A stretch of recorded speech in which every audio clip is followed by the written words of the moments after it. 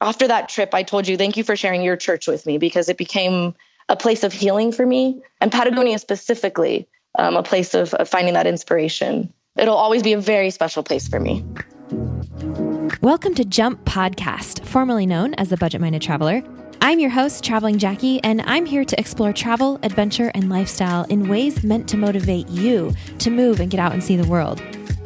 Let this show be a source of travel advice and inspiration, but remember that in the end, it's you who takes the leap.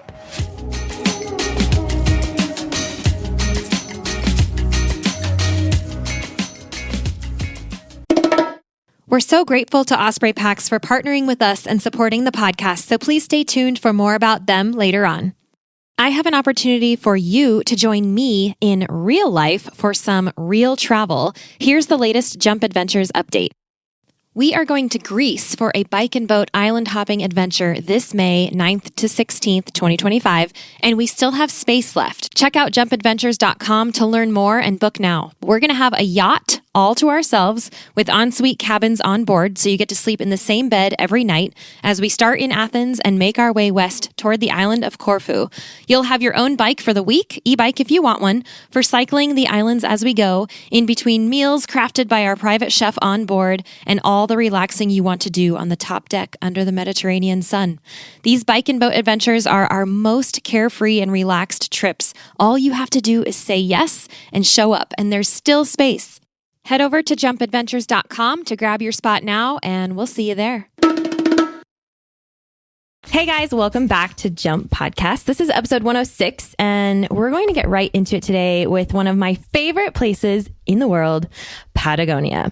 And this is a huge subject, and it's been one that I've been wanting to tackle for quite a while, because I know from your messages and comments and emails that you have tons of questions about it, and I have a lot of answers, but I wasn't sure how to present them. And so my goal today is just to do my best to cover what is Patagonia, how do you get there, why should you or shouldn't you go there, best time of year to visit, what you can expect to find there, best ways to travel there, how you should pack, etc. It is a lot to cover, and I want to be as helpful as I can, including offering a second opinion. And that is where my guest today comes in. So I want to introduce you all to Brittany. Brittany, say hi. Thanks so much for being here.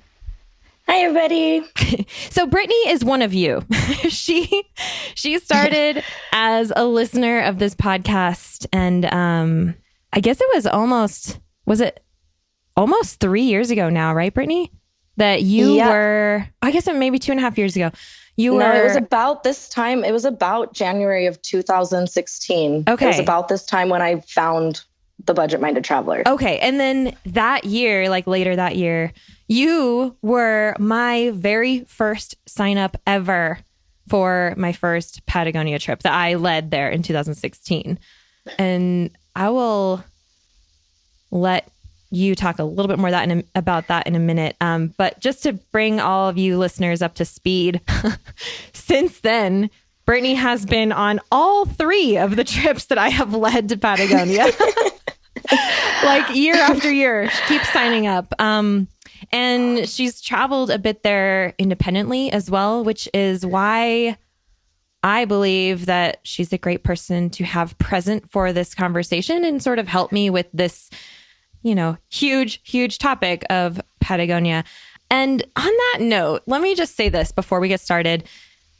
Brittany, a lot of people get nervous to be on the show. And I think that's the beauty of it. Honestly, like we are just people who love to travel. We're having a conversation. We're giving insight, guidance, inspiration to those listening. So thank you for showing up and saying yes. Don't be afraid of what you sound like or if you mess up or, whatever. We're just here to talk about something we both love. And that's it. And I know that the listeners appreciate that because you are a perfect example of, them. Like we're all relatable. And so thank you again for saying yes. And I hope you're ready to talk about Patagonia. Yeah, no, thank you for having me. I'm excited. Patagonia is a very, very special place for me, as you know. So I'm more than happy and excited to be here. So yay. And nervous. I know. It's okay. It's okay to be nervous. It's like being on one of your favorite TV shows or something, as an extra with like this person that you admire. So oh, thank you, Brittany. Thank you so much. Yeah, no.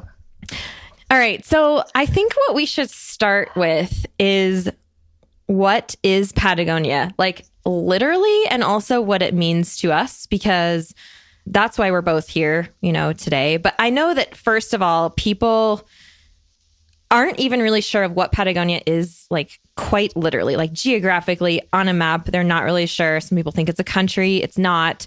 And so I'm going to briefly describe what it is for real. And then I think you and I should each take a minute to describe what it is for us and why we keep going there to kind of set the stage for this conversation today. So I'll start with that. So Patagonia on a map, go to South America on the map in your mind or online, whatever.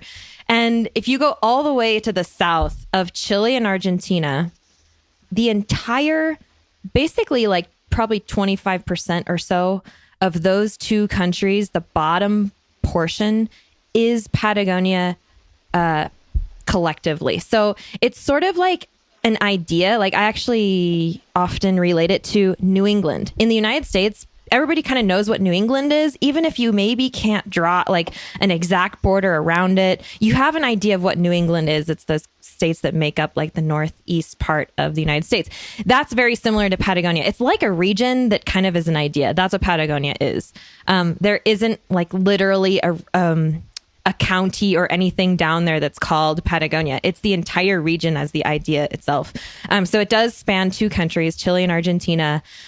It contains several regions within both of those countries, and it's massive. Like the length of it, I was just looking on a map to try and figure this out, and I think it's roughly about 1,000 miles long from top to bottom. And that's like a third of the width of the United States. Like it's big.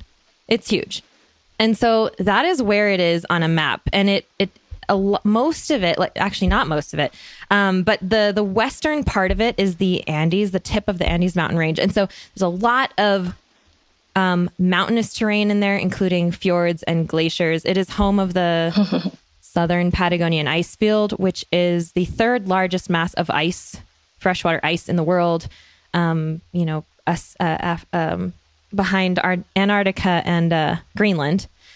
And so glaciers, trekking, all of that, and islands. It's especially on the Chilean side. It's not like a continuous piece of land. It's like rough, just fjords and islands, and it's pretty awesome. It's pretty adventurous down there, I guess I'd say. The map looks like dots. It's just like full of disconnected pieces of land, and then on the eastern side of Patagonia, it's actually mostly desert. This might really surprise some of you, but Patagonia is home to the 8th largest desert in the world. Did you know that, Brittany? I actually did not. Okay, so the steppe, it's like more than 80% of Patagonia is made up of this desert. And so when you think of Patagonia, you probably are thinking of the western part, like the Andes, like the mountains, and not so much the desert, even though that is really what makes up most of it. So if you're interested in seeing a lot of flat land with some coast, go to that part on the Argentinian side. But I think mostly today we're going to be talking about the Andes. So the mountains and that part of Patagonia, because that's where people really go. And so anyway, I hope that helps to put it on a map for you. Okay, so the reason that I first went to Patagonia was actually for a conference. It had been on my bucket list for quite a while, and it was one of those places where I had just started kind of collecting pictures, on Instagram and seeing like, this is a place that I want to go. I knew about it. I had talked to people about it, but I'd never been until 2015. And I'm actually going to read something real quick to you guys to kind of set the view kind of stage for this place, because this was my answer to a question I was asked recently, which was, what was the most transformative outdoor experience in your life? Which is like, that's a pretty big question. But I knew right away what it was. And this is what I took a piece of this from a blog post I had written before, but this is my answer to that. My first time trekking the W circuit in Torres del Paine National Park in Chile in 2015. This is the answer to what was my most transformative outdoor experience. I had just left my entire life as I knew it behind. I had no idea what lay ahead as I started a nomadic life on my own. And the very first place I went was Patagonia. There, hanging glaciers broke into avalanche before my eyes. Snow thundered over the cliffs below and echoed against the stark silence of unspoiled nature. Galaxies only visible from the southern hemisphere appeared in the endless black of the night sky, unpolluted by light of any kind. Turquoise waters filled the valleys at the feet of towering, snow-capped peaks. Groups of condors watched from overhead, freely riding the currents of the wind, unthreatened by civilization. Wind whipped through my clothing to my bones in a cold, deep, tangible embrace, which I welcomed with arms wide open. Gray glacier groaned and cracked in my face, threatening to calve at any moment, alive and wild, lending its perfect ice to my lakeside pisco sour.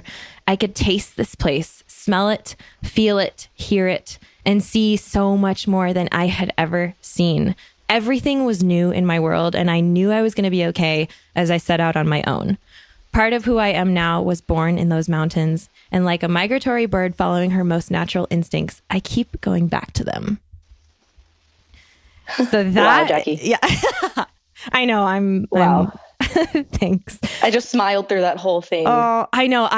It literally, like, writing that like made me cry. And like sometimes when I read it back, it's like, because it just transports me. Like I go right back there, and it's, yeah. I know you understand this because you've been there. You've done this exact thing with me twice now, like I know you get it. And it's really hard to capture that. And that's why I wanted to read it. Because I feel like that is maybe a glimpse of capturing what Patagonia has the power to do. But anyway, and that's only one really tiny little corner of it. That's one little spot. I mean, we just went over how big it is, but that is why I keep going back. It's just a special magnetic place for me. That has turned into my second home since then. I mean, I've spent more time there than I have in Montana, like in recent years, which is kind of a crazy stat. But maybe I've tipped the scale on that one now that I've kind of moved home. But yeah, that was like my place. So it still is. It still is for sure. But after real quick after that first experience that I went there, I was back 5 months later on the Argentinian side. And that's when I moved to Bariloche for 3 months. And it's in northern Patagonia. And later that year is when I led that first trip to southern Patagonia, which is where I had that experience that I just read.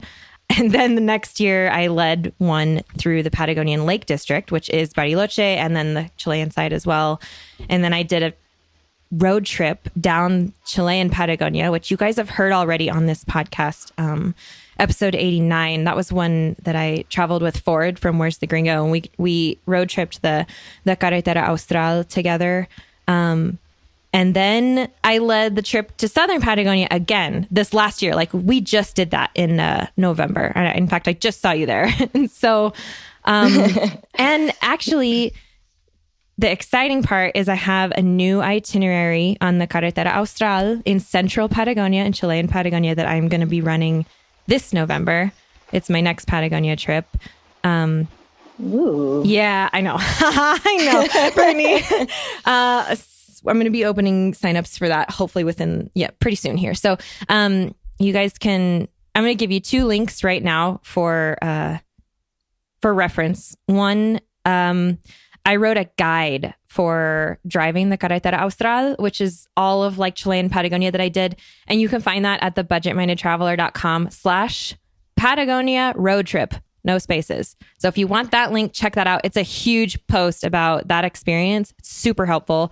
And then my group trips, you can always find whatever is happening next in Patagonia at travelingjackie.com/Patagonia or /trips, whichever one you want to check out. But anyway, this is like my world, my Patagonia world. So that's for my part, kind of what it is for me. It's completely changed my life. I mean, I'm leading trips there now.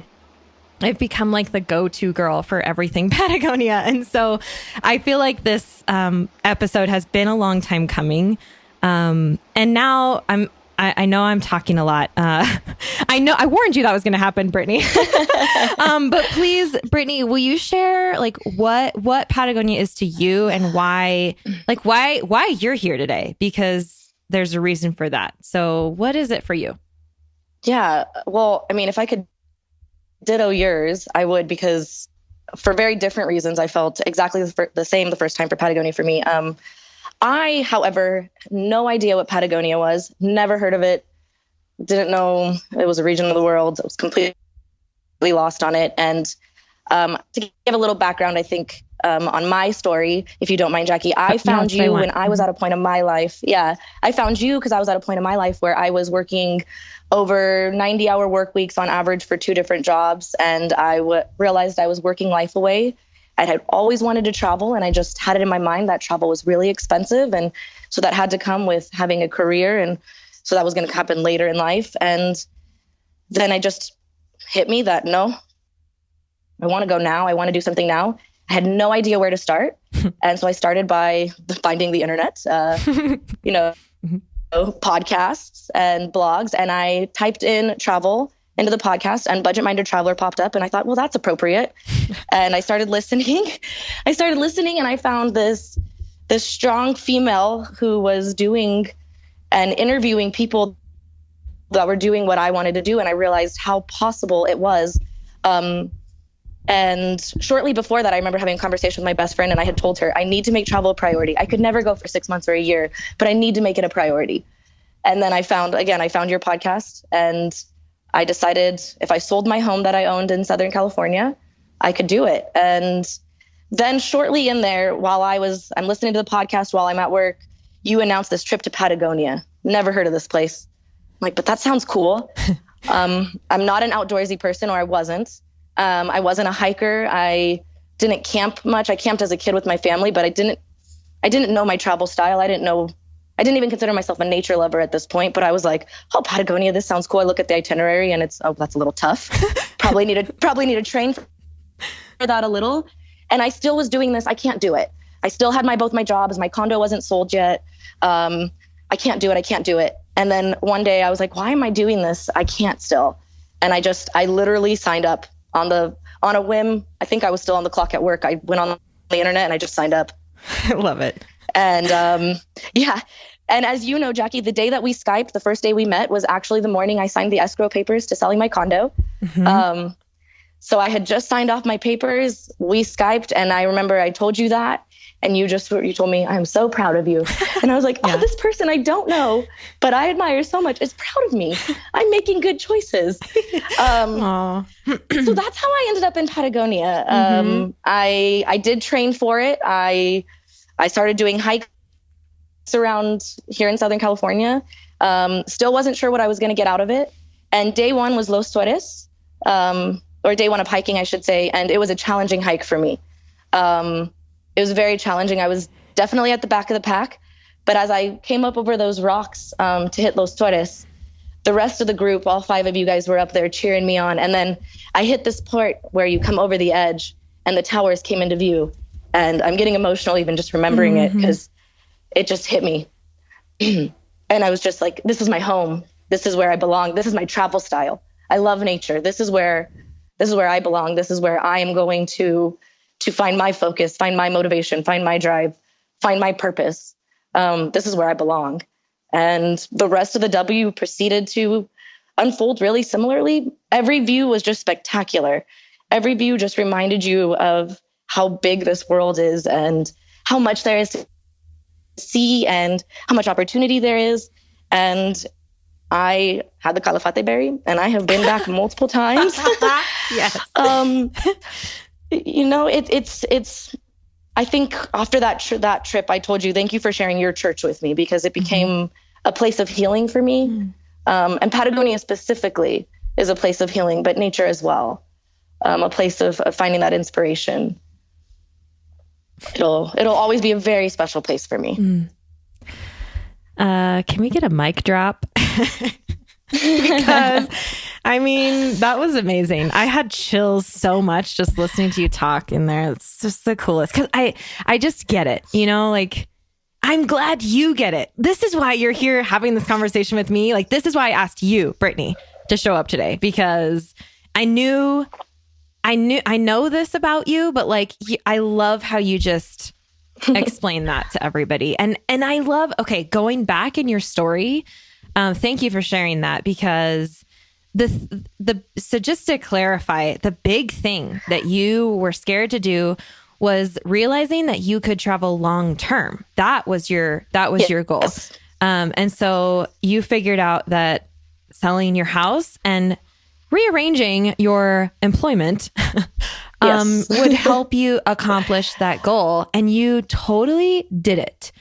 And Patagonia was not necessarily your first stop on your like long tour, but it was the first time that you took a trip like this. And then Absolutely. It was like only a couple months later, you got back and you're like, dude, I can't, I'm 100% like, didn't you move your departure date up like 2 months? You're like, I can't do this anymore. I'm out. Actually, yeah, that's the part that I left off there, I guess, is Patagonia was not my plan. When I was selling the condo was to be in Japan in April. And I really didn't have any plans outside of that. And then I ended up in Patagonia in November.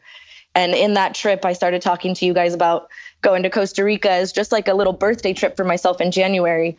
But through that trip in Patagonia, I realized, one, I wanted to be in Latin America also.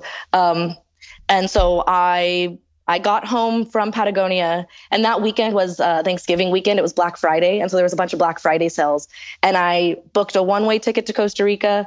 I booked a trip with Under 30 Experiences to start off my first 10 days there. But then I also arranged a work away and just decided to make Costa Rica the beginning. And I ended up leaving in February instead of April. And I ended up spending a year in Latin America instead of, who knows where else I would have been. But it ended up working out being exactly where I needed to be. And it led me to where I needed to be. And it shaped that following year as well as my travel style. And when I tell people it changed my life, Patagonia, I mean, that's not an exaggeration. It changed my life. It shaped what that travel style and what my travel future and my journey was going to look like. I love that so much. So this has been, before we get back to the Patagonia thing, let's stay on this for a minute. How are you different now that you've traveled for a year like abroad on your own? I mean, I'm very different. The way I look at, the way my mind processes things is different. And I know that with my work style, my work life, but most importantly, I'm more spontaneous. I'm also more reserved, which is interesting. You'd think it would almost make you more outgoing, but I've always been a very outgoing person. I was always described as a social butterfly, as I always felt myself as being an extrovert. But I actually, solo traveling, I've become quite introverted. I really learned to value, or how important my solo time is, as well as those connections with people.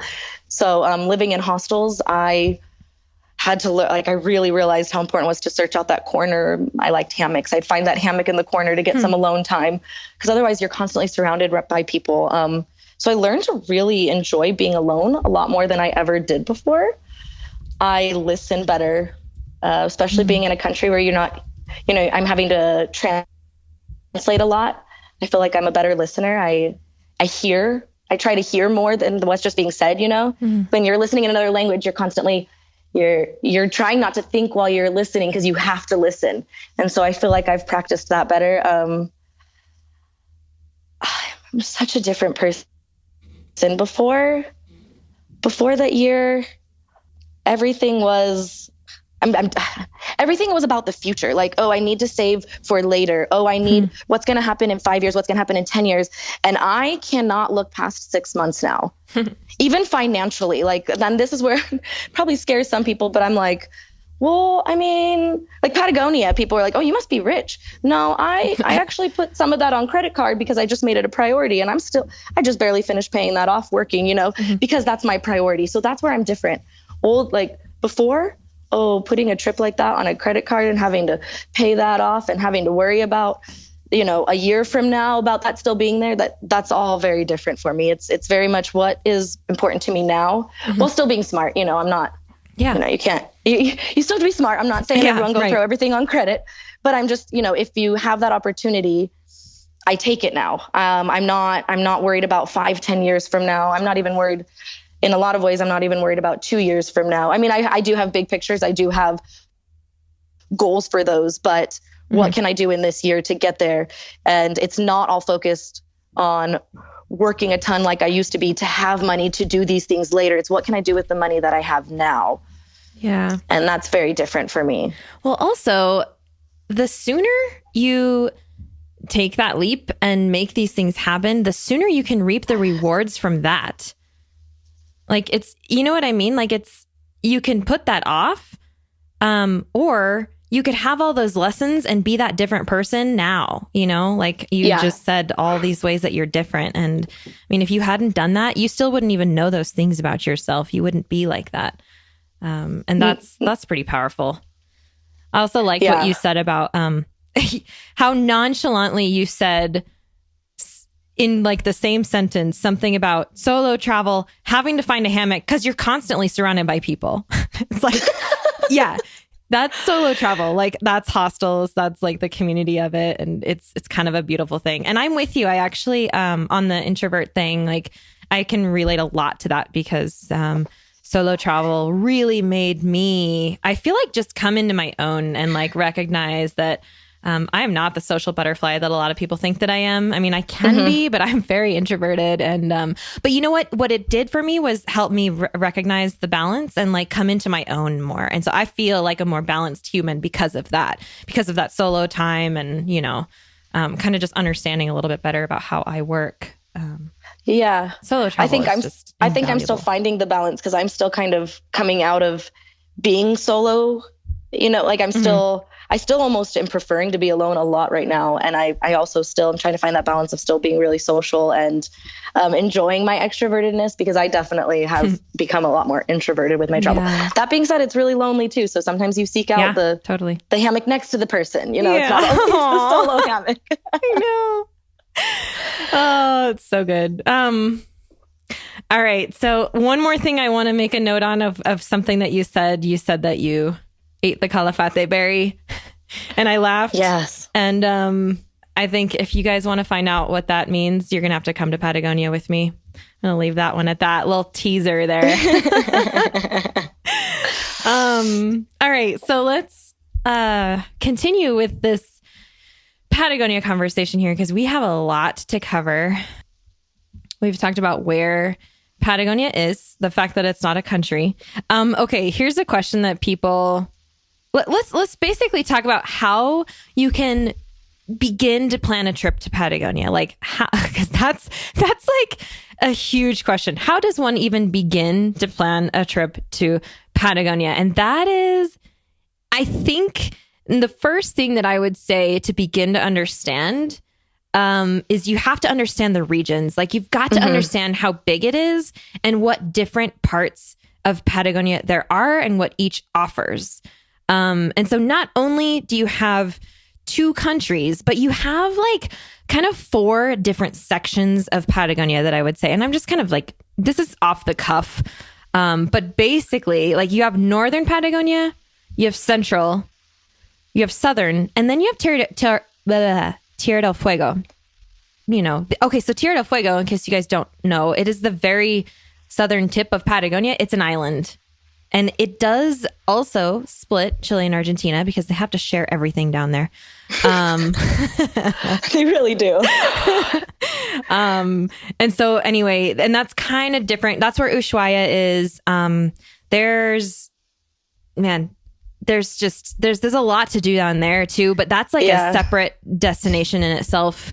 It's a whole landscape and everything. Yeah. And like southern Patagonia, when I say that, I mean the area where Torres del Paine National Park is, like where we did the W Trek. That's where El Calafate, El Chalten, Fitzroy, all of that is what I consider to be like kind of southern Patagonia.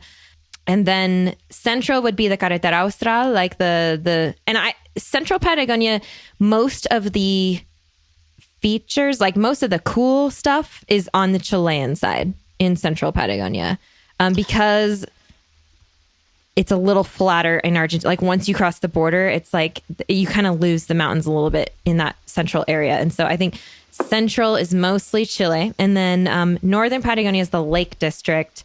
And that's like where Bariloche is on the Argentinian side. Puerto Varas, Chiloé, those are on the Chilean side. And I would say that's kind of like the beginning of Patagonia. And then it goes south from there. So each one of these places that I've just mentioned has its own, at least one of its own airports. And so when people say, oh, where do you fly into for Patagonia? It's like, no, you're not asking the right question. You got to look at a map, understand what you want to do there. Like, what is it that you want to do? Do you want to see the Switzerland of Patagonia? Then go to Bariloche, like eat chocolate, drink craft beer, like figure out what each area offers.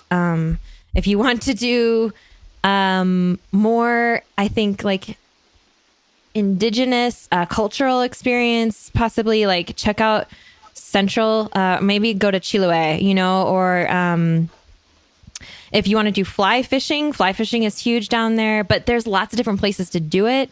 So just have an idea, like what is it that you want to do? Are you glacier trekking? Are you hiking? Are you backpacking, camping, like kayaking? Figure out what you want to do first and then look at the map, because there are so many different places you could go. And it's not just I think the big ticket item here is like Fitzroy and the W Trek, because that's what people are starting to hear about more and more. But that is just, like I said, one little corner of Patagonia. And there's way, way, way, way more of just as beautiful things to see in the rest of Patagonia. So don't write off the rest of it for sure. Like, I think too many people are going to that part of Patagonia right now, which kind of brings me back. I don't know if you guys listened to actually, it was just the last episode about Tuscany. And the importance of sustainable travel and over tourism. Keep that in mind when you're going to a place like Patagonia, that there's not a lot of people there, and so the things that you do matter there. And so, respect the land, camp in the legal spots, there's a lot of wild camping down there. And so you can do that. But if you're in a national park, respect the rules, pay the entrance fees, help keep Patagonia amazing. Please do not go there if you don't want to respect it. Just don't go there. Go somewhere else. It's hard for me even to talk about Patagonia, really. Like I almost don't want to talk about it because it means so much to me. And no one should go there. No one should go there. I know. Don't go there. I know. It's hard. But you know what? If you're going to go, do it right. And that's where I also feel like I have a responsibility to speak up and say, okay, how can I help you do it right? So... But let's see. Speaking about figuring out how to get down there, I think maybe the easiest way is to get to Santiago or to Buenos Aires. I think it depends which side you want to start on. One good thing to note is that it is not easy or cheap to fly between the countries. No. It's like $800 to fly from like one side to the other, and you have to go to the city first and then come back. It's crazy. They don't do that. They don't get along like that. Do not expect to just like easily fly back over the border. No.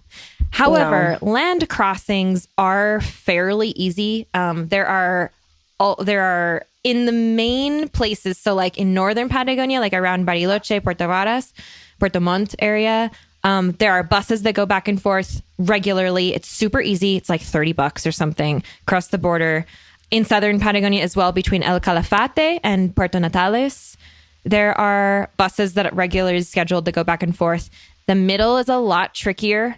There is not a lot of public transportation in the whole entire middle stretch of Patagonia at all. That's where most of it's in Argentina. Sorry. The public transportation?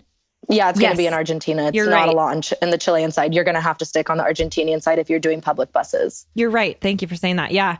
Otherwise, it's basically rent a car or find Ford. Where's the gringo? Yeah. And just jump in his car. No, he's basically why I missed a lot of central Patagonia on the Chilean side, because I did it via bus, and you have to do it on the Argentinian side. Yeah, it's a really good point. So you've been in the central part of Patagonia on the Argentinian side. There's not a whole lot there, right? It's basically like get on a bus and go 500 miles to the next destination. Yeah. We bussed from Bariloche down to what did we do? We did Bariloche. Actually, what we ended up doing, I didn't end up busing it because it was cheaper. I bussed from Bariloche to Puerto Montt, and I actually flew from Puerto Montt down to Punta Arenas because Sky Airline makes it so cost effective. And that was cheaper since the busing was going to be there was going to be nothing to see, not a lot of views. It was going to be the desert side, the Argentinian desert side. It was just cheaper to actually fly into Punta Arenas from Puerto Montt. That's a really, really good point. So it's almost the same price with Sky Airlines. That's a Chilean domestic budget airline. And you can easily get flights this is kind of where I was actually going at the beginning of this part, was from Santiago. You can get flights from Santiago on Sky Airlines. If you get them enough in advance, they're cheap. Like you can get them for like $30 to $50, down to Puerto Montt or Balmaceda, which is in the central area near Coyhaique, or what's the next one? Punta Arenas, which is all the way south. And so between those three options, those are on your Chilean side. Those are like your three options of airports, and they're not close to each other. Like you have totally different itineraries in all of these places, which is why you need to know where you're going first. And then on the Argentinian side, at the top, you have Bariloche. Then I think Esquel actually has an airport as well. I'm not sure how frequented that is. It's right up across the border from Futaleufu, which the funny name. You guys might remember that from the Carretera Austral episode, because it's just like an amazing place, and really close to there on the Argentinian side is Esquel. And I think that's like the last thing to note in Argentina until you get to El Chalten or El Calafate. So that's their next airport on the Argentinian side of Patagonia is El Calafate. So basically like Bariloche, El Calafate, and then Ushuaia. Those are your Argentinian side Patagonian airports. And like I said, like they're all so different.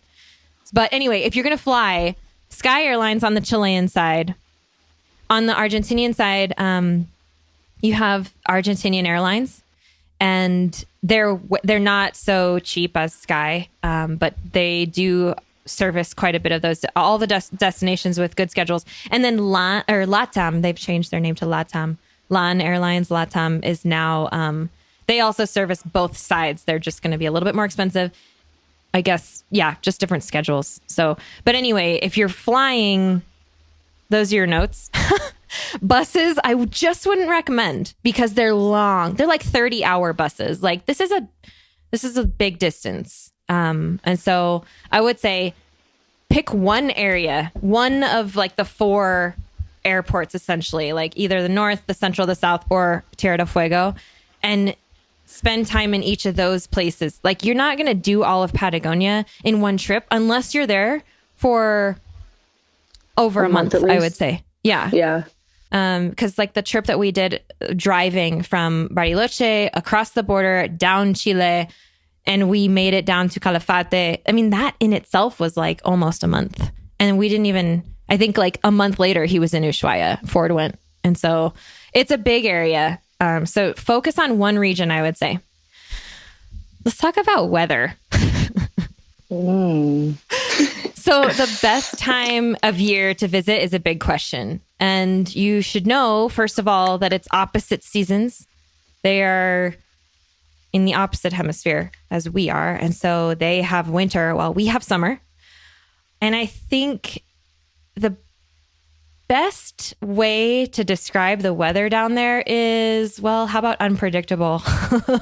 Yeah. You guys heard that part about the wind in that little writing that I read at the beginning. The wind down there is infamous. Like it is just, in fact, wasn't it on our recent group trip down there that they were explaining the wind of the world? Like wasn't one of the guides, someone was talking about. Oh, Raf kept going, the land of the wind. Well, that too. Patagonia, the land of the wind. That's true. Patagonia. That was the other group trip. I just remember recently, like on our one that we were just down there, someone was saying, like, if you look at a map, there's no land that far south, like in the world, from like Australia all the way to Patagonia. And so they were describing it like you get the full force of the wind, like of the world, like hitting Patagonia, because there's no landmass to stop it. And that was just a really cool way to kind of think about it. It was like, wow, like you certainly feel the power down there. I mean, there was one of the days that, remember the last day of our trip was like the craziest wind I've ever experienced down there. Holy goodness. Yeah, the wind definitely showed up finally on the last 2 days. And that was the strongest wind I had experienced in Patagonia. Yeah, we were literally hitting the deck. We're trying to hike to Fitzroy that day in Chalten in Argentina. And the wind was like 100-mile-an-hour gusts. And it was the kind of wind where when you walk, it blows your front foot into your standing foot and trips you. You trip yourself? Yeah. It's like serious wind. And there were multiple times. It comes up so quickly, the gusts, that like it will literally knock you off your feet. I think we'll come right back to that. Let's take a moment now to thank our wonderful show sponsors. Osprey is the market leader in technical outdoor, travel, and everyday packs. And I've personally used Osprey packs since 2015. My favorites are the Fairview Trek 50 for multi-day hikes, the Cirrus 24 for day hikes, the Transporter Rolling Duffel 60, which is my trusty check luggage for faraway adventures, and of course, the countless packing cubes I use to organize everything that goes in them. We are proud to support each other on the podcast and beyond. We love getting outside, and we want to see more people outdoors. So find out more and join us at osprey.com. Remember the time that Colton got blown off the bridge? Yes. Like running through the marsh? His wet feet. Yeah, because he didn't hit the deck fast enough. Like, we were like hanging on to the floor, to the rocks, to each other. To each other. I was like, yeah. Yeah. So the wind, definitely fierce down there. It's one of the biggest. Yeah, if you bring, well, I think we can talk about packing later, but definitely a wind layer is important in Patagonia. I also think that to kind of sum up the weather, the Chilean side is a lot choppier than the Argentinian side. At any point in Patagonia, if you compare the temperatures, I bet it's warmer in Argentina and a little bit, what's the word? Milder, like less wind, less crazy, less crazy, because it's closer to the steppe, like it's closer to the desert, you know? And so you don't have the variety of the mountains. I mean, you can walk like a mile and be in a totally different climate on the Chilean side. There are so many different microclimates, and the weather affects that big time, or which affect the weather big time. And so it changes a lot. It's very hard to predict the weather. So basically with Patagonia, know that the seasons are opposite and bring all the layers. Like be every day, ready no matter for how everything. sunny it is in the morning, every day. Mm-hmm. Yeah, they say 4 seasons in one day. That's the weather in Patagonia. And it's on the Chilean side, it's absolutely true. Often in Argentina too, but for sure in Chile, it's like you can get, remember the first trip that we did to the first group trip, and we had that snowstorm. We had like wind, sun, we had everything. Yes. Mm-hmm. Literally in that one day, because it was the day we did French Valley. Mm-hmm. Because on the way up, it was like sunny and beautiful, and we had great weather, great views. And then on the way back, it had started snowing, and everything was coated in white. And I remember I was just like, oh, it's like totally different forest. It just moved in. Yeah, totally. So very unpredictable weather. But basically, high season is going to start, I'd say, November through April. That's like spring to fall in Patagonia. Peak season is for sure going to be January. And then June, July, August is the middle of winter. You can ski down there. You can ski in both Bariloche and in Tierra del Fuego out of Ushuaia. So on the Argentinian side, they have a couple mountains. And then obviously you can ski in Chile. Well, I don't know if you guys know this, but there's some really world-class mountains in Chile, but they're a little little further north than Patagonia. You don't go to Patagonia to ski in Chile unless you're doing like backcountry tours. But there are resorts to ski at in Bariloche and in Ushuaia.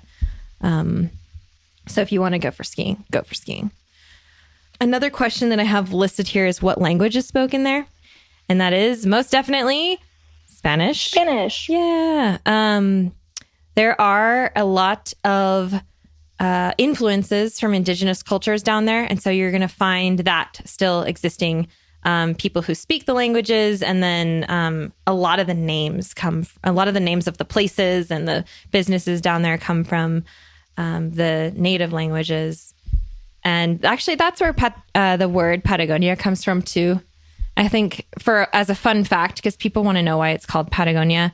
Patagonia comes from what the Europeans called the locals, because they were like bigger people than the Europeans, and so they called them like Bigfoot people. And Patagon is like Bigfoot, sort of.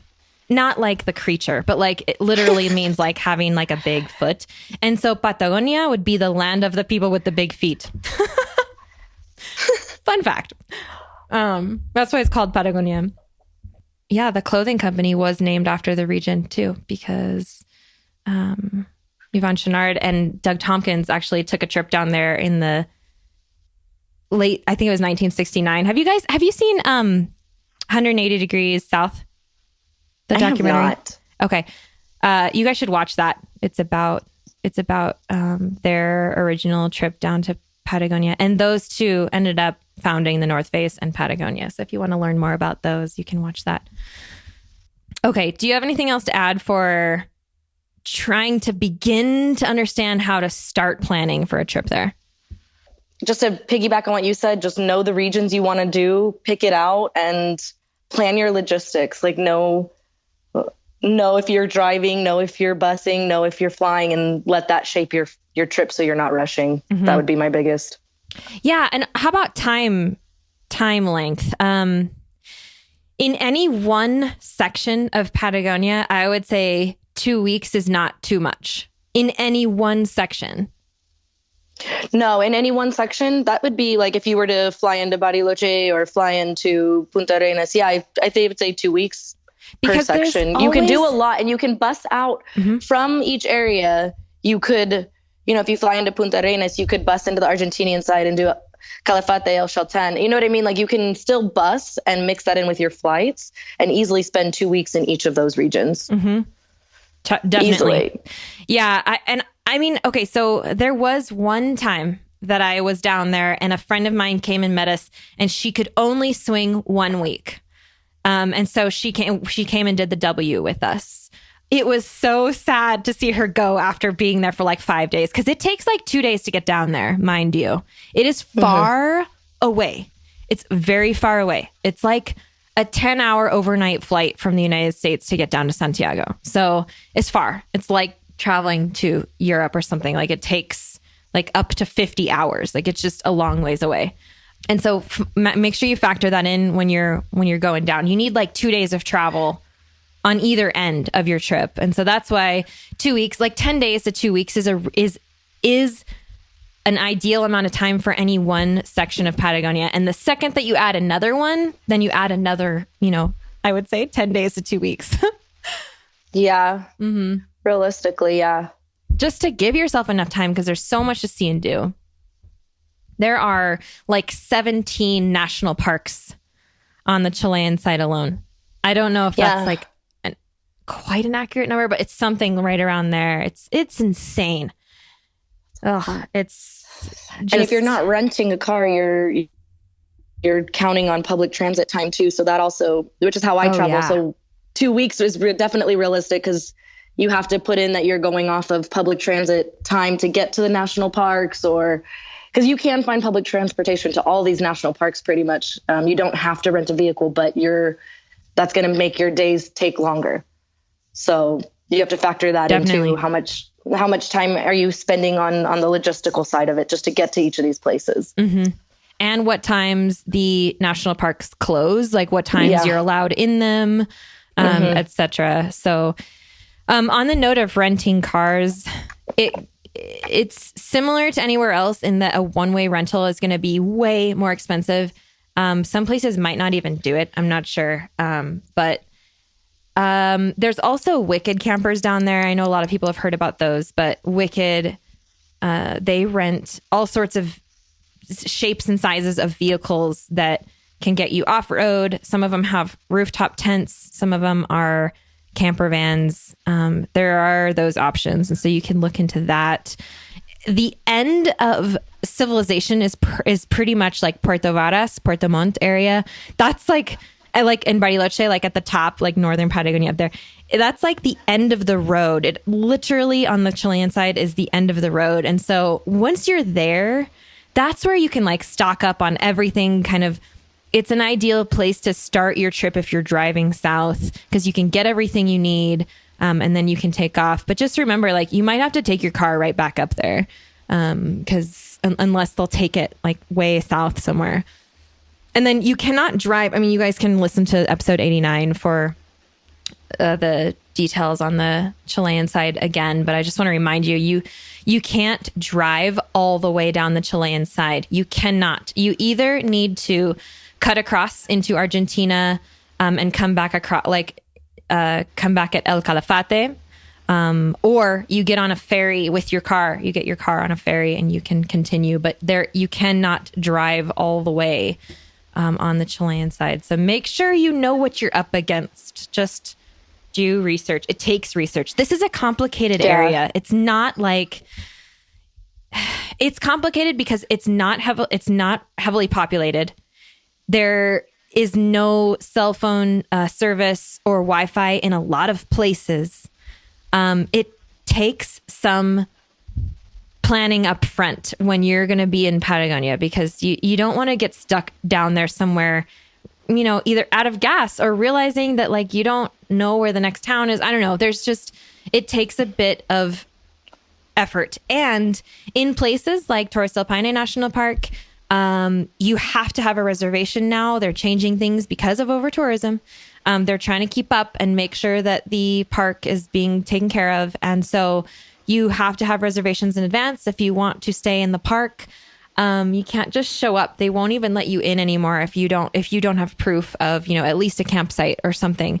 And those websites are really difficult to navigate because Chile, because Patagonia, because Argentina, like it's you can't expect the same sort of service as you get here in this country, in the United States, at least, because it's just different there. Like if their website goes down, their website goes down. If they're having problems, they're just having problems. Like they're not going to fix it in 3 minutes. They might fix it in 3 weeks if you're lucky, you know, like it's so different down there, which is why, and maybe we can talk about this for a little bit too. I highly recommend tour operators down there, like go with a group trip because it's an expensive destination anyway. Okay. I mean, tours are more expensive, but it's an expensive destination anyway. And there are so many like ins and outs, businesses that aren't listed online, schedules that aren't listed online, things that are, you can figure it out, but I will tell you, it will stress you out. And a lot of things you're going to have to do the minute of, or show up 24 hours before, you know, like there's a lot of logistics involved that are going to include last minute planning that you can't like figure out in advance. And you just have to show up and be ready to do that and be flexible. And I know that doesn't fit into a lot of people's A, planning habits, or B, timelines, or, you know, willingness to get out there and do the legwork and stuff. And so, if you go with a tour operator, you can have all of that just kind of taken care of for you. And so now, Brittany, I want to ask you if you'll answer this question. Why do a group trip versus independent travel down there? So for the W specifically, when it comes to planning the logistics of the W and the time and the money that you would spend to plan it, and then what you get out of it, and then what I got out of like your group trip, it made more sense for me to just spend, I didn't really feel like I spent much more, if any more, to go with you, go on a group trip where all those logistics that are a headache, like you were just describing, are just taken care of for you. Because it's like the hiking itself, I could ultimately do on my own, you know, at this point, especially, but it's the arranging and reserving the campsites to make sure you have somewhere to stay all of the nights that are going to work in the correct order. Cause like you were saying, you know, you might have a campsite at French Valley on Monday, but what if you don't have anywhere, they don't have a spot open for you on Tuesday, you know, in Cuernos, or, you know, so it's like, it's arranging all of the logistical side of it, not having to worry about that. It's hard down there on the W specifically. You know, I did end up doing like just a day trip to Los Torres. And that was fairly easy logistically to arrange from Puerto Natales. There's buses that leave every morning that drop you off at the welcoming center. And then they drop you off at like the check-in, you know, where you pay to get into the park. And you get your day pass. And then the Torres del Paine hotel has a shuttle that comes and picks you up from there and drives you to the welcoming center for like 3,000 Chilean pesos. And then that same shuttle connects you back to your return bus into Puerto Natales. So I did a day trip, and that logistically to just hike Los Torres was quite easy to arrange. However, on that day was when I was talking to people that were doing that bus ride to start the W, or they were finishing the W. And then one guy was just doing one night, and he had arranged a 1-night stay at El Centro, which is down at the base of Los Torres. And I hadn't even heard of that refugio, to be honest, but it's funny how you don't notice those things when you're with a group. I didn't even notice the welcoming center. I didn't notice all these things. So I was just with the group, and all of a sudden I'm like, oh, there's this building here. But listening to their stories, like even he was like, well, I have this reservation. He's like, I think he's like, but there was all these problems with online, and just listening to their stories, he wasn't even positive that everything was like set. Like you said, he was showing up hoping that was accurate, because there had been so many. And I can't even tell you what all the issues were, but he just was having issues online. And then I met some other people who had just finished the W, and they said that once they got on it and started going, things lined up, but they started it not like, yes, they had their reservations, but they started it not confident that it was going to go, that those reservations were really there, just because of website and technical glitches and language barriers. And so they actually had a lot of these uncertainties. So just listening to their stories, and also having done my own research into, again, the W specifically, by the time you pay and spend all that time planning that and trying to make sure that you have the reservations, I mean, the end product that I get from a group trip, I'm able to focus on living in the moment, the experience. I'm not worried about where I'm sleeping the next night. I know I have a warm bed at the end of a windy, rainy, crappy day, potentially. Even though it's a gorgeous day, it might still be a rough day. And it's nice to know that you have a nice roof over your head bed. I'm that type of camper when it comes to rough weather. You know, if you can guarantee me sunshine all night, or sunshine and, you know, not too crazy of a night, like I will camp in a tent all night. But, you know, doing the group trip, especially with yours, you know, you're in the refugios, you're in these amazing domes, you kind of are getting this whole different experience that to me is well worth it. And that makes my experience with the nature side of it, with seeing the towers and, you know, seeing Glacier Gray and kayaking and all those experiences, I'm able to focus on those experiences instead of the logistics. Because when I solo travel, the logistics become a huge part of the planning. I mean, it's huge. You're worried about where you're going to sleep, what you're going to, and especially down there, if you're going to be camping, if you're going to be in one of the national parks, you have a lot of logistics to cover. Plus and taking that out. And it's constant. It is absolutely constant. And not having to carry your food the whole way. I mean, I know there's opportunities to cook along the W, or to buy food along the W, but that's really expensive if you're staying in the refugios. And so just when you buy that whole package, you know, I was looking at the prices of staying at the refugios, and ultimately the packages generally, I don't feel like you're paying much more to get like a much more all-inclusive experience. Yeah. No, it's absolutely worth it. I think to just have it taken care of. The logistics are crazy. Also, specifically on the W, that park is literally split into 3 proprietors. And so there are 3 different websites that you need to coordinate between to book, I mean, at least 2, depending on your route. But if you're camping, then you're looking at 3 websites for your lodging, for your food, etc., just to like be there. And so, I mean, it's just, that's what I try to do with this group trip is say, hey, like, I know this is a difficult place. I've done it and, you know, I've sorted it all out and you can just jump on with me and I've taken care of everything. And so, and that's why I think people are starting to realize like the real value in that when they start to try and book things on their own. But you guys out there, if you want direction if you want help with booking, like if you're looking for a tour operator, I can't offer to help you guys if you're going to do this independently because there's way too many logistics involved. However, if you are looking for a tour operator, you can contact me because I can hook you up with some people that I know down there. So reach out to me on Instagram at Traveling Jackie, or, you know, shoot me an email through one of my websites. And I can point you in the right direction for tour operators in basically any region of Patagonia, because it does get really confusing down there, and it's nice to just have a contact you can talk to and just like sort it all out. So you can contact me for that, and you can of course jump on one of my trips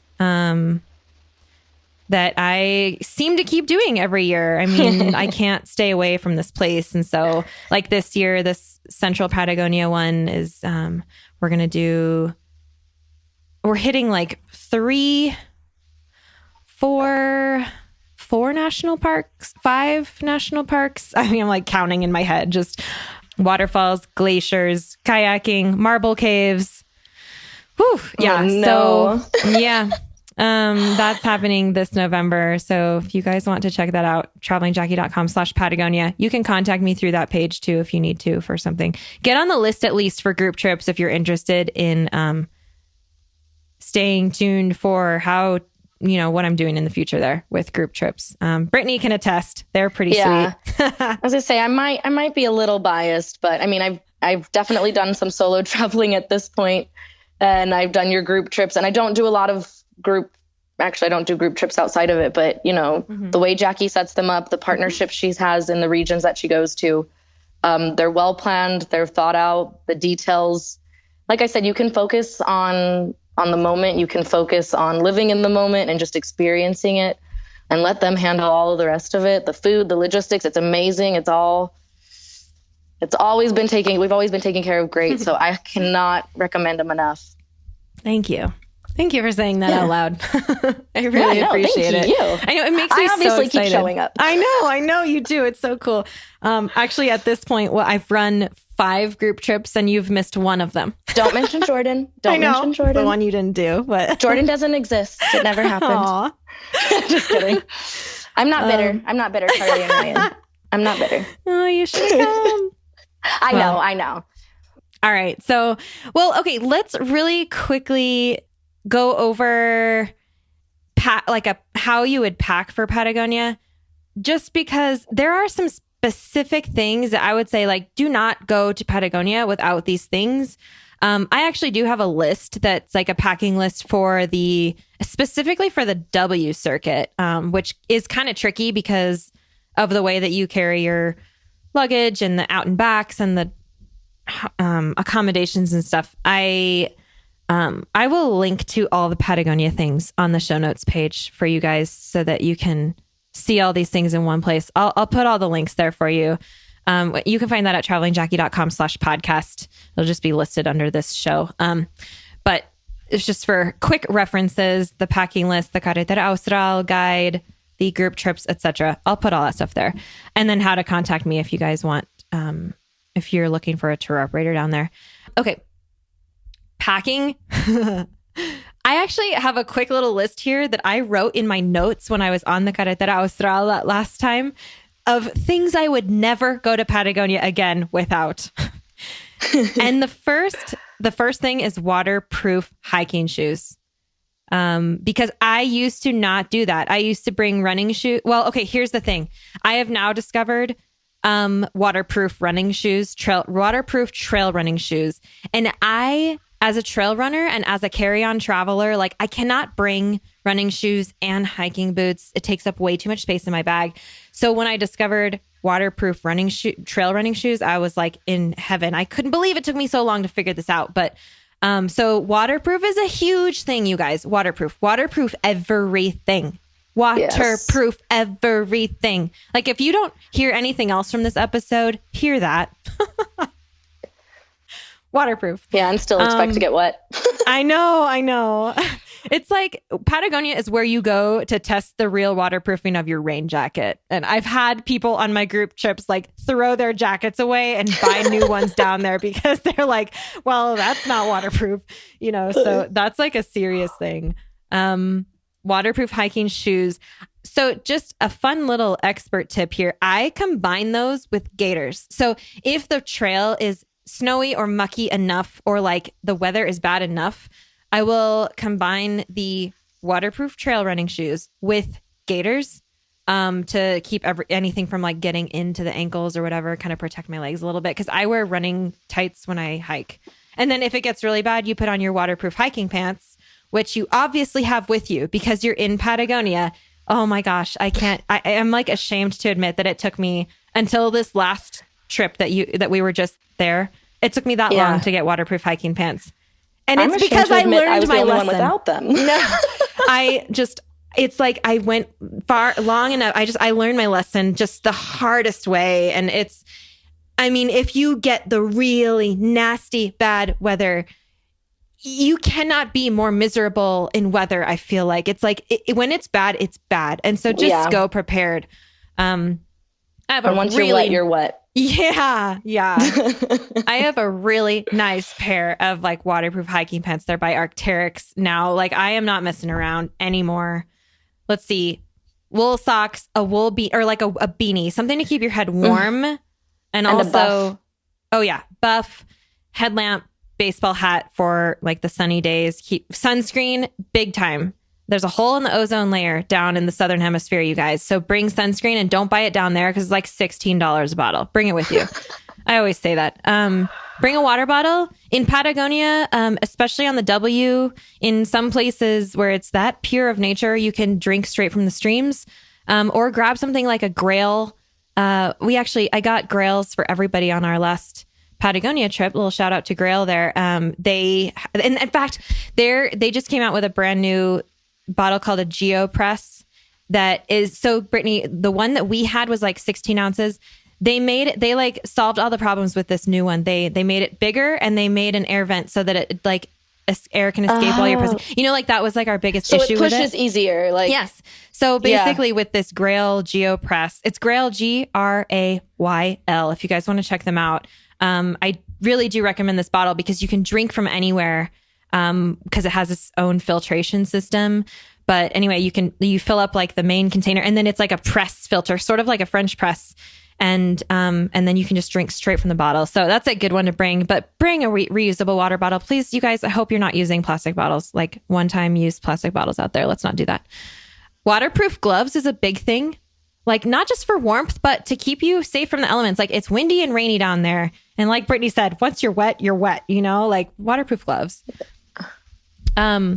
One thing, even if you fall sometimes when it's wet, you like on the ice or different parts, it kind of protects your hand too. Definitely. I am a fan. I am definitely a fan of gloves. Yeah.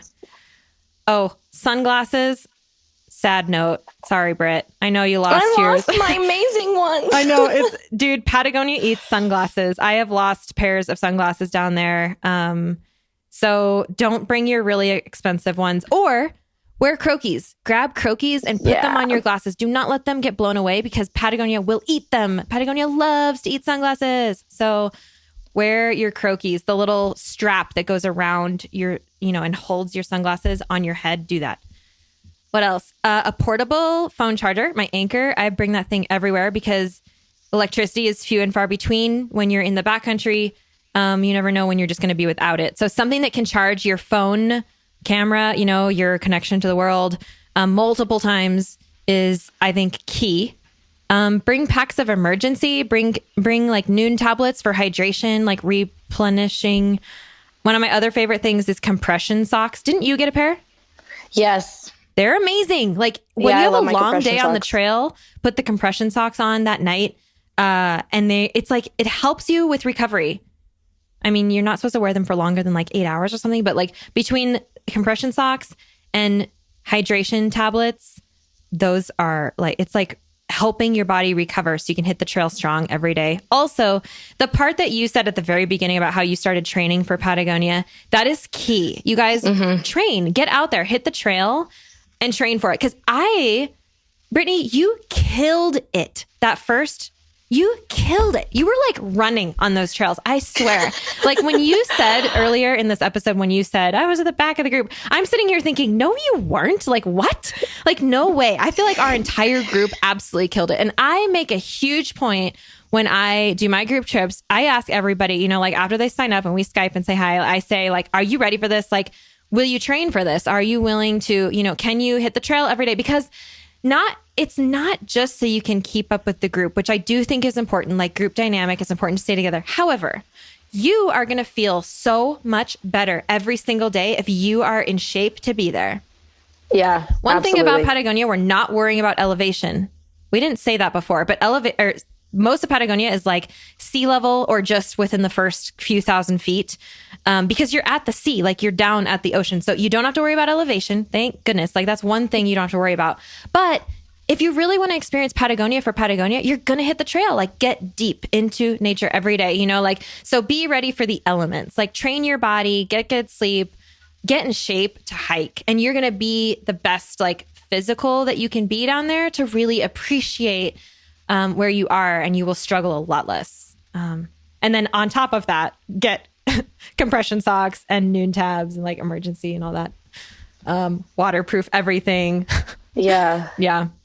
I think that's the key. Waterproof everything. I can't believe I still showed up with no waterproof pants this last time. You need to just do it, Brittany. You keep going back. This is the thing. It's like, man, I could have used this like for like a year of my life by now, you know, that I've been like, instead just like stressing about weather. Like, no, they say there's no bad weather, just bad gear. And I completely agree with that because it's just true. Like when you're out there with the right gear, you don't feel it. You're just enjoying the experience. Yeah. So it's very true. Also, one other thing, black clothes because they dry quickly and they're warm in the sun. Have you thought about that? I've never thought about that. No. It's I've thought about them being warm in the sun, but yeah. Black clothes is a good idea. Dry shampoo is one of my faves. And baby wipes, because if you are without showers, you can take care of a lot with those two things. What else do you think? All the layers. All the layers. Yeah. A good backpack that's comfortable. Yeah. A good backpack that's comfortable and sits on your hips. Waist right. Yep. Yeah. Your hips. Yeah. Brittany and I have both done, we're both fans of the Farpoint 55 by Osprey. That's kind of like my go-to pack. And I have taken that through Patagonia, like just about every time that I've been there. Except for this last time I took a Kite 46 on the W, and that it worked really well for the W. Between that and having like a stuffable day pack worked really well, which a day pack is really important. That's a good point. Just for the hikes, you know, like something to carry your water, carry your day layers, carry your lunch, etc. Like make sure you have something for that. But yeah, I will definitely link to the packing lists that I've made on the show notes page. But yeah, be ready for adventure. Bottom line, it is an adventure. I compare it to Switzerland. I have not been to New Zealand, but I hear it compared to New Zealand a lot. It's big mountain adventure. That's what Patagonia is. And so it's definitely not for everyone. It's really, really not. You've got to be willing to be off grid a lot. You've got to be willing to, not everywhere is going to be able to meet your dietary needs because they're in the woods. They don't have a lot of, if you have a lot of restrictions, consider that. Bring your own food if you need to. It's not easy to get stuff down there. It's literally like beyond civilization. And so it's far, it's not comfortable. It like gets you out of your comfort zone. Of course you can find luxury resorts down there and they will take care of you head to toe. But I don't think It's not very Patagonia. Yeah. Well, it can be like, I mean, it can be, you're right. Yes. But I mean, I don't think that my listeners are really the ones that are signing up for the luxury resorts. And so you got to take care of yourself down there. Like it's the place where you figure out how resourceful you are. Like that's Patagonia. Flexible with weather, with logistics, with things going wrong. Like you just have to be flexible down there. It's an adventurous place for sure. So just be ready, I guess, for anything and be prepared. Be prepared. Give yourself plenty of time. Do the research in advance. Come on a group trip with me. Yeah. Well, you know what? We might even, I think I'm going to leave. I was thinking about skipping or putting this into 2 episodes, but I think we're just going to leave it as a long one and just let people listen to the whole thing. So I know that I could talk about Patagonia forever. And it's goodness. Like totally made my day to like start the day off talking about Patagonia. I love it. But is there anything else that you want to add or? No, I mean, yeah, I think the key is just do your research. Like you said, go prepared. Really think about what you want out of it, I guess, before you sign up. If you're looking for, like you said, the mountains, if you're looking to hike, if you're looking to kayak and kind of really focus in on what you want out of it and go to those regions for it. Be prepared, have the right clothing, because otherwise you're not going to enjoy it. You're not going to let yourself have that full experience. And Patagonia can definitely give you an experience of a lifetime. So just if you go prepared and let it, it'll change you. So watch out. All right. So again, you can find all the notes. I'm just going to put some links for this one at travelingjackie.com/podcast. Look for episode 106 and you can find some links there. And then as always, you guys, group trips, travelingjackie.com/trips or specifically /Patagonia. If you want to see whatever's happening next for Patagonia with me, it's going to be at that link always. And I would love to see you on a group trip. It's cool because I've actually had, Brittany, and then I had Carly. Brittany, you know Carly. You've been on a couple trips with her. We've been on 2 trips. Yeah. Yeah. That's so cool. She was just on, talking with me about Switzerland because she came cycling with me in the Swiss Alps this fall. And it's such a cool thing for me to be able to like have you people in my life also, I mean, I know that as a podcaster, you get to choose if I'm in your life, but like, I don't have control over you until you show up. And it's so cool for me to have you guys in my life now and get to invite you on the show and talk about your experience. And I mean, you were a listener and I remember the first time that we Skyped and you were like nervous and I don't know, it's just, and look how far, like that was like 3 years ago, it's just, this is so special in so many ways. And I love that I've gotten to share Patagonia with you 3 times, maybe more in the future. I mean, your track record is pretty good. And maybe I'll see some of these listeners out there. Yeah, it'd be so cool. But yeah, Brittany, thank you so much for your time. I really appreciate you just kind of helping me. I know that I talked a lot, but just helping me kind of get this idea of Patagonia sort of on the table and try and help people with where to start and what to think about. And I mean, there's a lot even to go from here. I feel like we just gave them like square one, really, which is, it's just that there's a lot. Like I did a whole episode. We had to split that one in 2 about the Carretera Austral. That was like one section, and so I feel like there's a lot more information, definitely where this came from, but maybe for another day. And I hope at least... I was gonna say you could almost do an episode per region. I could, I know. To really break down if you wanted to get into details and I know. And you know what? That's how much info there is. Maybe I will at some point. But at least I hope this gives you guys sort of an enlightening like to the map, at least showing you guys a little bit about how to start thinking about Patagonia and when to go and what to expect. And and if you have questions, feel free to hit me up on Instagram. Brittany's on Instagram too. What's your Instagram, Britt? Brittany Abroad. Brittany Abroad. I remember when you changed it to that. It's like Pretty cool. Yeah, I was all excited. It was right before my big year. It was when I was in your mentor group, because I also did your women's mentor group you did. Yeah. So it was during that. I remember I talked to you guys about it. I was like, I think I'm going to change my Instagram handle. I know. What's funny is we just announced that to like everybody. And the reason you said Brittany abroad is so that like you wouldn't be found. Right. Well, okay, I mean, we'll just pretend that doesn't happen. I want people to find me that are wanting travel inspiration. I'm not necessarily... Basically, I'm not looking to get hit up by people from 7th and 8th grade again. I hear you. But all y'all feel free to check it out. My most recent photos are still Patagonia, actually. Yay. So Cool. you can see that trip. I did the 10 days with Jackie, and I was also down there for a total of a month this last time and did Ushuaia and Bariloche again. So they can check all that out. Mm-hmm. Yeah. And maybe meet you on the road down there too, or on a group trip with me somewhere. Yeah. Hey, it's very likely. I'd say the chances, I know. I think the chances are 100%. The chances are there. But thank you for having me. It was fun. I love talking about Patagonia. It's like I said, a very special place for me, and it's fun for me to have this come full circle to, like you said, first Skype conversation, I was all meeting a celebrity in my mind, I was all nervous. And now to have that friendship, have that connection, and all the people I've met through your group travels and through your community. And I love it. So it's fun to be a part of it. So thank you. Thank you. Yeah. Thanks for being here. I just so appreciate everything that you just said. Yeah, it's real, you guys. Like, we're real people. We're really doing this. It's super cool. All right. Well, until next time, which I'm hoping will be very soon.